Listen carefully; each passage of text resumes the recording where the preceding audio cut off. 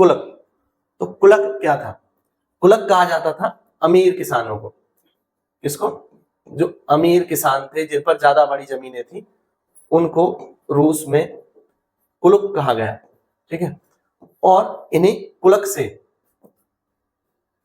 क्या किया गया? जमीनें छीनी गई। स्टालिन ने जब भूमि का सामूहिकरण किया, वो कुलकों को जिम्मेदार मानता था अकाल के लिए या कम पैदावार के लिए। तो रूसी शब्द है कुलक, जो धनी किसानों के लिए प्रयोग किया जाता है। कुलक रूसी शब्द है जिसको धनी किसानों के लिए प्रयोग किया जाता है। स्टालिन का मानना था कि वे अधिक लाभ कमाने के लिए अनाज का भंडारण कर रहे हैं, जमा कर रहे हैं। ऐसा हुआ जब स्टालिन का शासन था, तो उस समय 1930 के दशक से कुछ समय पहले, तो 1927-28 में काफी भुखमरी हो गई, पैदावार काफी कम हुई, या जो हुई तो बाजार में जो है खाद्यान्नों की कमी हो गई। अब स्टालिन को किसी ने बताया कि ये जो अमीर किसान है ना, ये भंडारण कर ले रहे हैं, अपना खाद्यान्न बेच नहीं रहे क्योंकि कीमतें कम है बाजार में, और ये जब बेचेंगे जब कीमतें बढ़ जाएंगी। तो वो इनको जिम्मेदार मानता था कि जो अकाल आया है, जो भुखमरी है, वो इनकी वजह से है।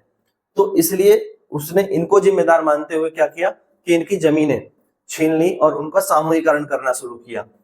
तो आपूर्ति की गंभीर समस्या से जूझ रहा था उस समय रूस, और कुलकों को इसलिए उसने जिम्मेदार माना और कहा कि आधुनिक खेती को विकसित करने के लिए और औद्योगिक आधार पर चलाने के लिए स्टालिन की जो नेतृत्व वाली पार्टी थी, उसने कुलकों को खत्म करना जरूरी समझा। यानी बड़े किसानों की जमीनें छीन ली और उन्हें सबके बीच में बांट दिया, और या उन पर सामूहिक खेती की प्रारंभ की। सामूहिक खेती क्या होती है? सामूहिक खेती कि एक खेत है जिस पर 10-20 परिवार मिलकर खेती करते हैं। ठीक है। अब यहां पर वो खेत पहले किसी एक का था, अब उस पर एक व्यक्ति ना करके 20 परिवार एक साथ मान लो खेती करते हैं, तो सभी मेहनत करेंगे तो पैदावार भरपूर होगी। ऐसा स्टालिन का मानना था कि एक व्यक्ति ना तो इस खेत को ढंग से कर पाता होगा, पर सब करेंगे मिलके तो वो ढंग से इसको बो पाएंगे। प्लस वो इनको कहता है कि मैं आधुनिक तकनीक उपलब्ध कराऊंगा। अब जब तकनीक साझा रहेगी, उस पर किसी एक का हक नहीं है, इन सभी 20 परिवारों को बराबर हक है। तकनीक प्रशासन उपलब्ध कराएगा और इस बड़े खेत पर मिलकर खेती करो, जो लाभ होगा वो बराबर बांट लो, तो सभी की आय होगी, पैदावार ज्यादा होगी। ऐसा स्टालिन का मानना था। बट हुआ इसका उल्टा। 1930 के बाद 1930, 31 और 32 के दौर में और ज्यादा अकाल पड़ा। ठीक है। तो वो समस्या सॉल्व नहीं हुई। आपको पसंद आई तो जरूर शेयर करें अपने सभी दोस्तों के साथ।